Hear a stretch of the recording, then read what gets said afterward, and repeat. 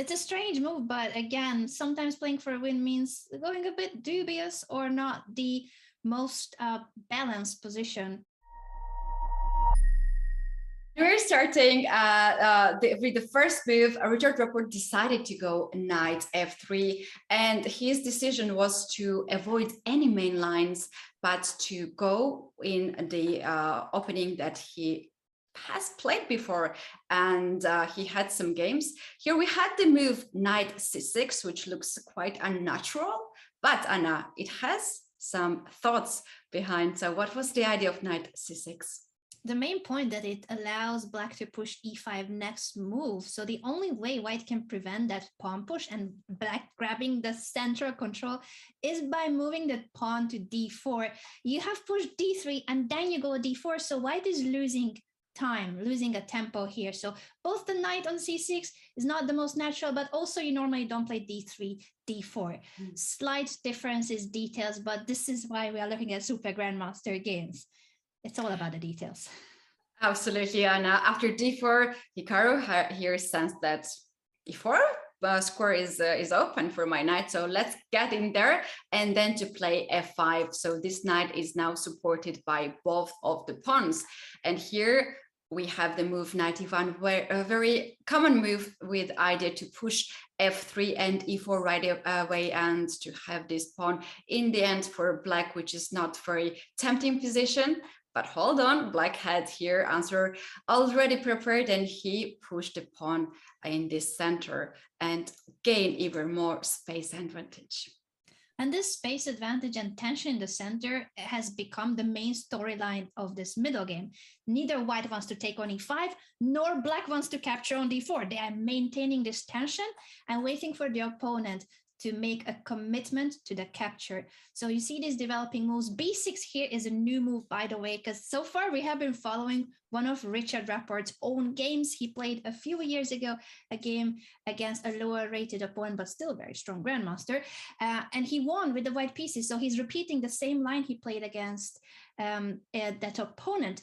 But instead of king h8, which was in Rapport's game, Hikaru improved with b6. And I'm pretty sure both of them were very well prepared up to this stage.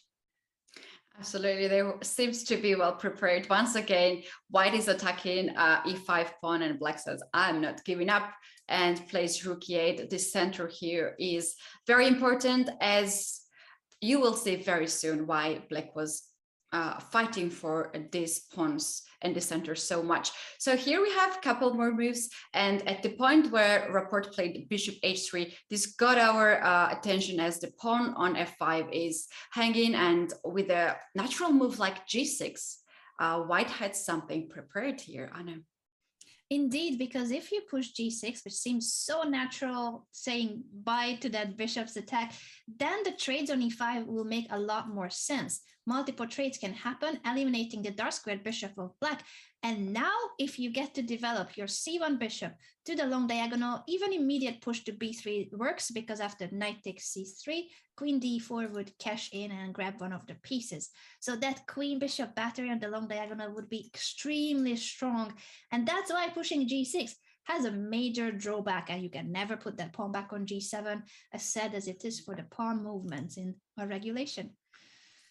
Yes, so for this reason, here Hikaru decided to give up the light square bishop and to remain the dark square bishop if any of the trades happen. So we had queen d3 on the board and queen d7, just like this, to guard the pawn on d5. Here we have more developing move, and at this point, we were talking a lot about the bishop here, not to be developed, not to have any bright future, and this rook also on the side is not active.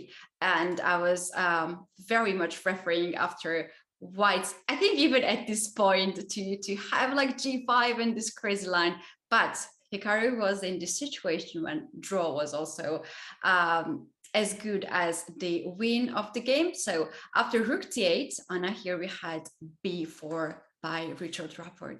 It's a strange move, but again, since the match situation was that Hikaru is leading with a win, it's a 2-game match only, so Rapport had to play for a win, and sometimes playing for a win means going a bit dubious or not the most balanced position. b4 is trying to unbalance the position on the queen side. Yes, the bishop on c1 is still struggling and undeveloped, but it is an attempt to try to create some play.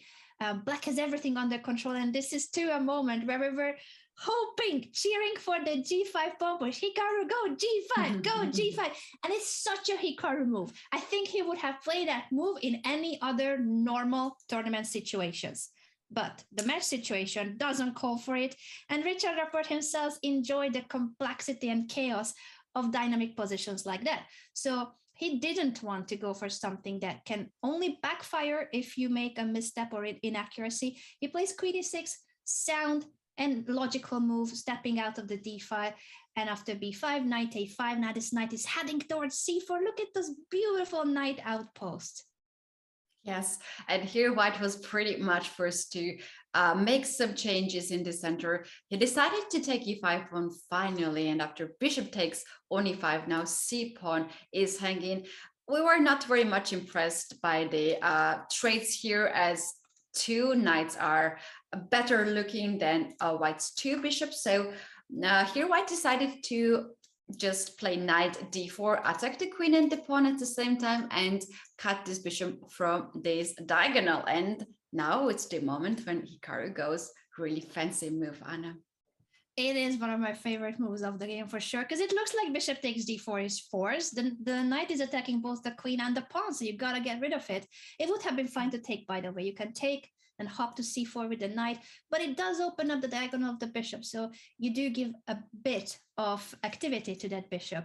It still, I think, would have been more than okay for black, but even stronger is queen h6, meaning that now the pawn is hanging, but if the bishop takes on f5, there's an impressive sacrifice, Kitty. Let's show it on the board. It starts with knight f2. Now White is pretty much forced to capture this knight, otherwise White is losing an exchange.